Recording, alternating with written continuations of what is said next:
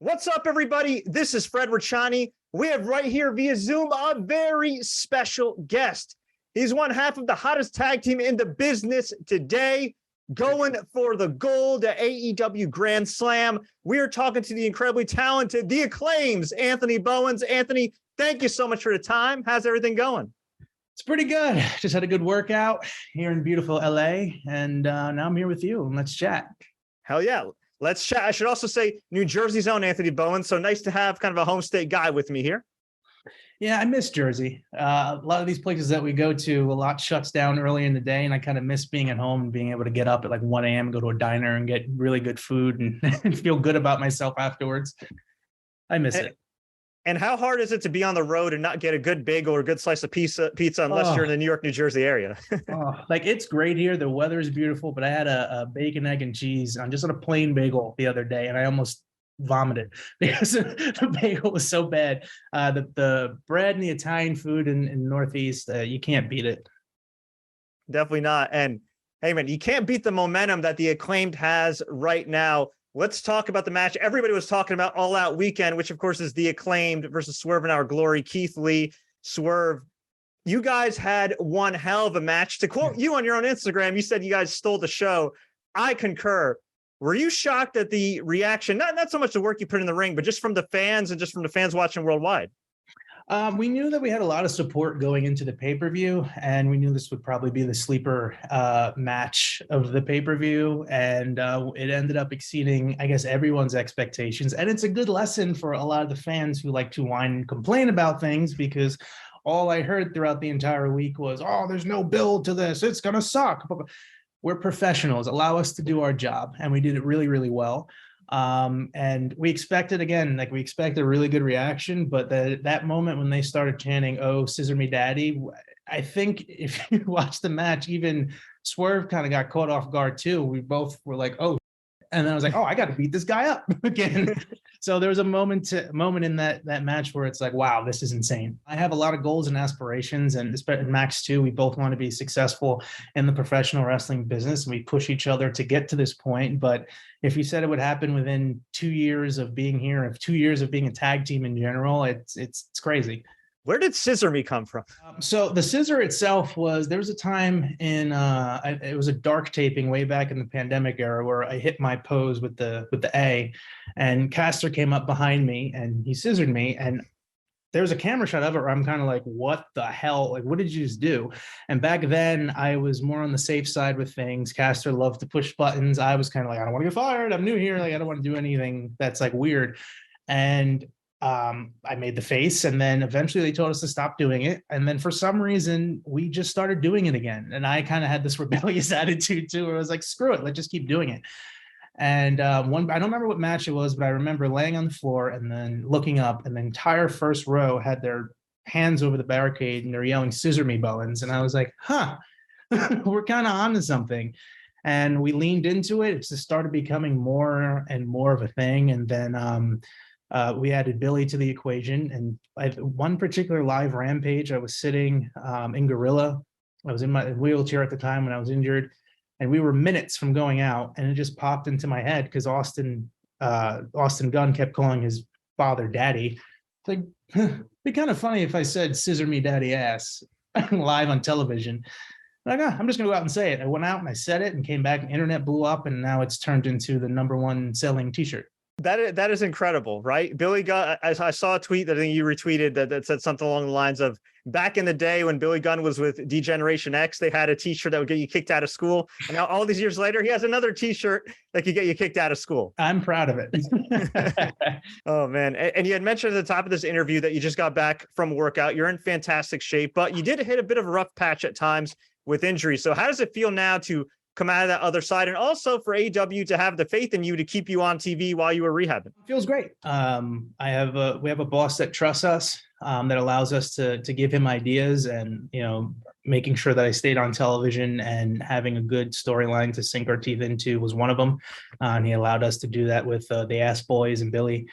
As far as the injuries go, I was hurt maybe once or twice on the independents, in my 8-year span. I get signed and then bang, the 2 injuries come. So I hate having a label being injury prone because I'm not, just 2, I guess, unfortunate events, but they ended up being both really positive. I'm very big with taking negatives and turning them into positives. And if I didn't get hurt, we wouldn't have went into the storyline with Billy, and this whole explosion either may not have happened or would have happened, way down the road. So I think everything happens for a reason. Definitely does. And I got to ask you about the story that everybody's been talking about. So much controversy.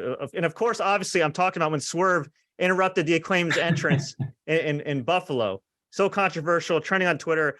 How'd you feel about it? And how do you plan on responding to that? Well, we're going to beat his ass. That's as simple as that. You don't cut off Platinum Max's rap. Everybody in that arena and online and watching at home, they want to see Max rap every single week because you never know what he's going to say.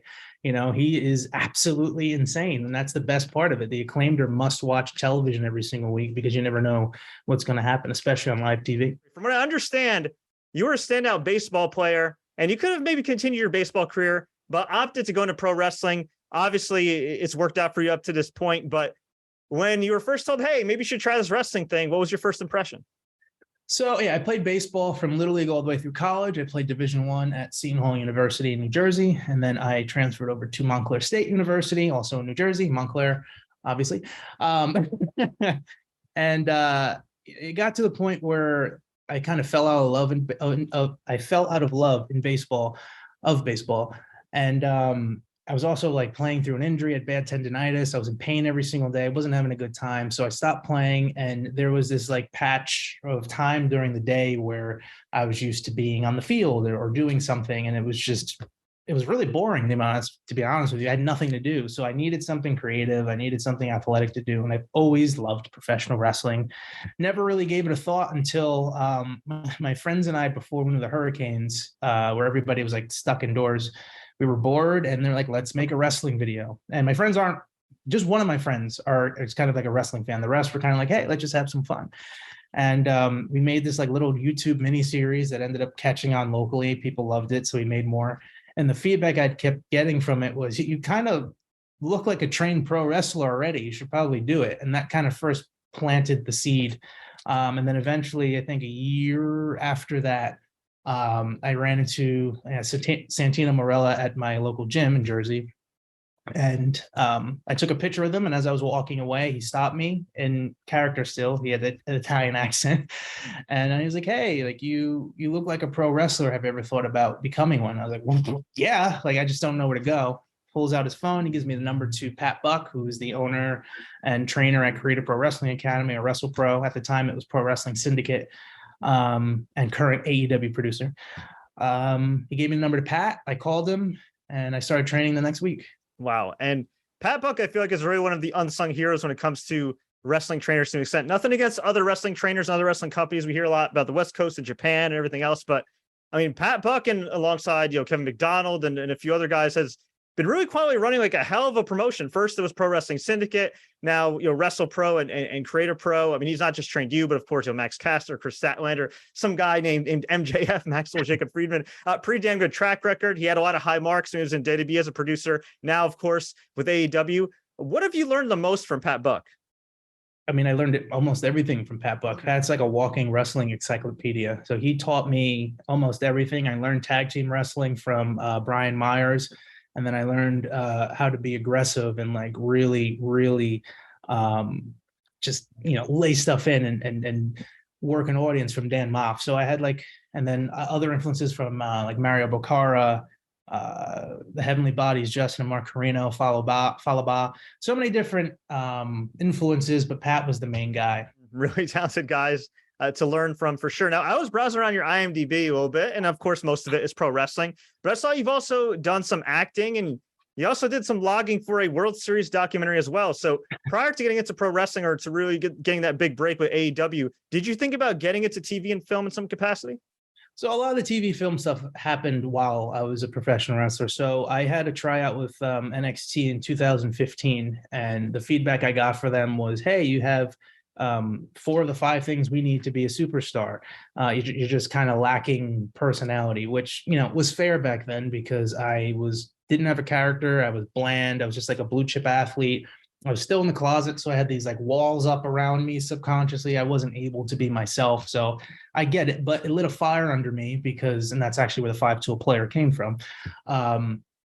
It lit a fire under me that, you know, I wanted to prove these guys wrong. So I went out and I started taking acting classes, sketch comedy classes. I ended up landing an agent in New York. So I've done like 8 national commercials since then: Lunchables, Domino's Pizza, Optimum Online. It's a bunch of those different things.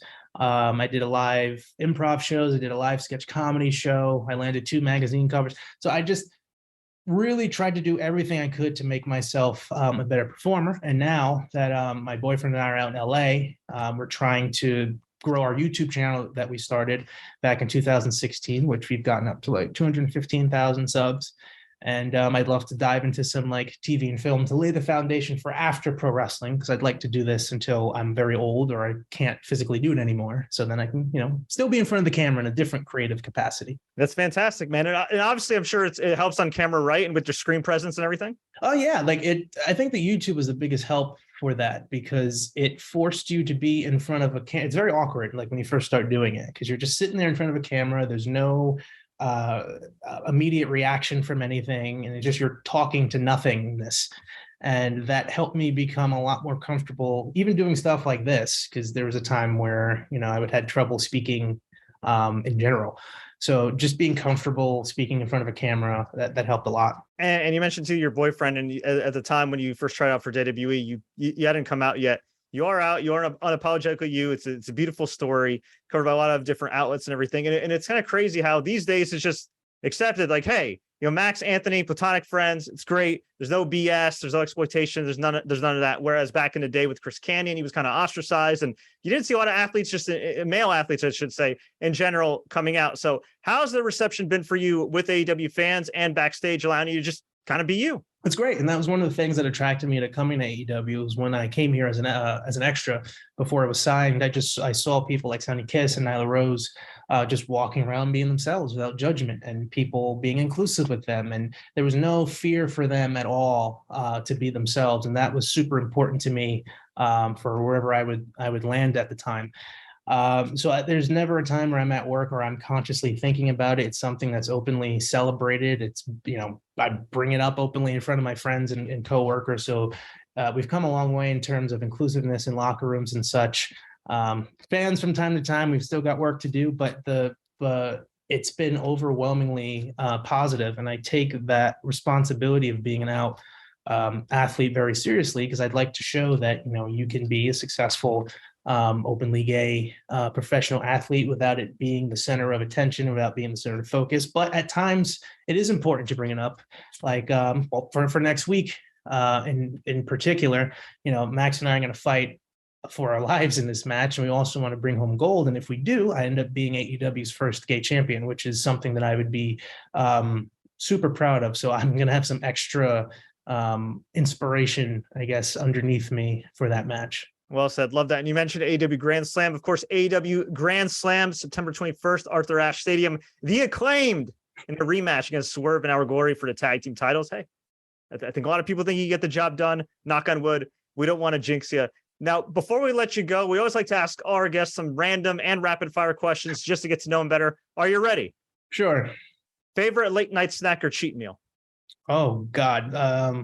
Last night I had a whole bowl of watermelon, but I also had Gertrude Hawk chocolate, which is it's like a local chocolate, what do you call it? Factory. And in the Northeast, it's based in Pennsylvania. It's my favorite chocolate in the world. What's your workout regimen like? I work out 4 to 5 times a week for at least an hour and a half. 3 of those times I make sure there's a very high intensity cardio at the end.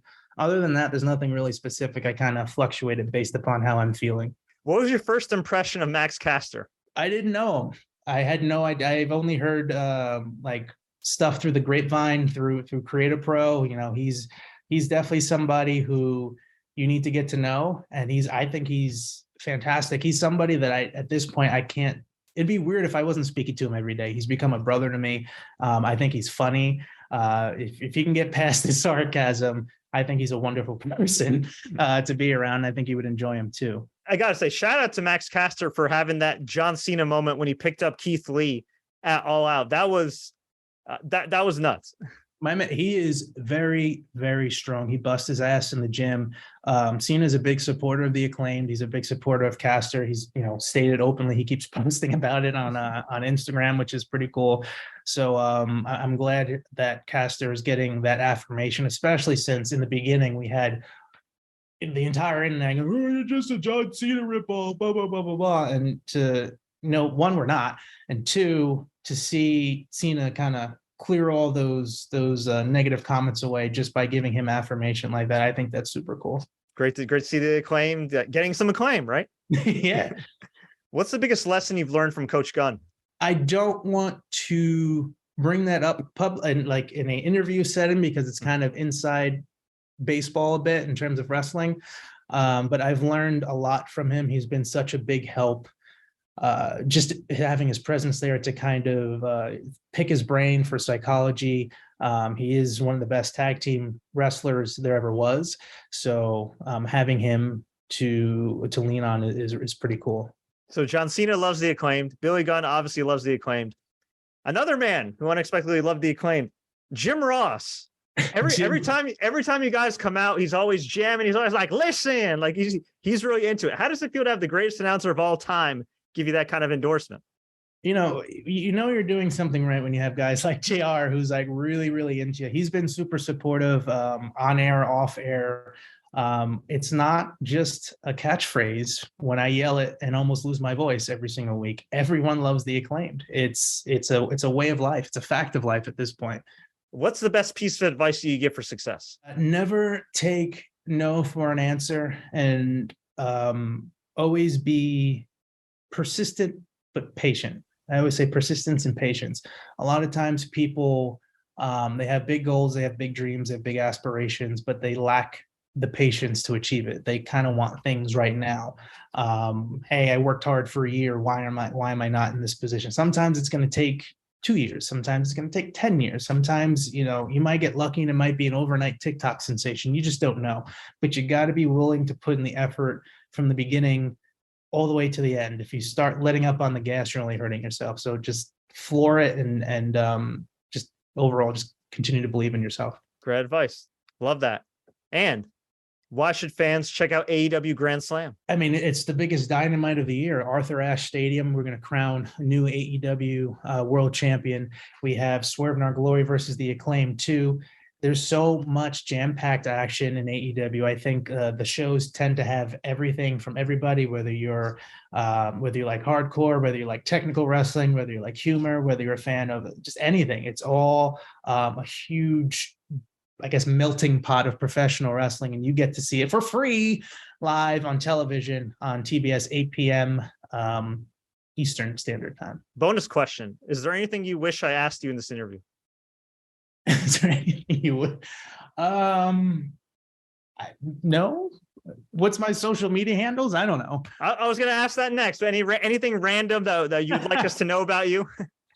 I'm writing a book. It's the first time I've said that openly. I'm about 45,000 words in, and I hope to have that out in the next few years or so. So I like to dip my toes in every avenue that I can. And, I've read a lot of wrestling books growing up. So now that I'm achieving success and I think I have a story to tell that would resonate with people, I want to put that out there eventually. So that's a goal of mine. That's amazing. I wish you the very best in that. And that's autobiography, right? Yes. Okay. Awesome. Well, we'll definitely be on the lookout for that. And Anthony, of course, we know about AEW Grand Slam September 21st live on TBS, and tickets still on sale now. But where can we find you online, and where else can we find you next? You can find me at Bowens_official on Twitter and Instagram. If you like slapstick comedy, you like to see me outside of the Acclaimed sphere, head to Michael and Anthony, our YouTube channel. We have a ton of different videos, sketch comedy, impressions, parodies. It's a good time. So go check that out. And then again, make sure you watch AEW Dynamite Grand Slam next week, live on television, September 21st, New York City, 8 p.m. But just remember that everyone loves the Acclaimed. Scissor me, brother. Thank you so much for the time.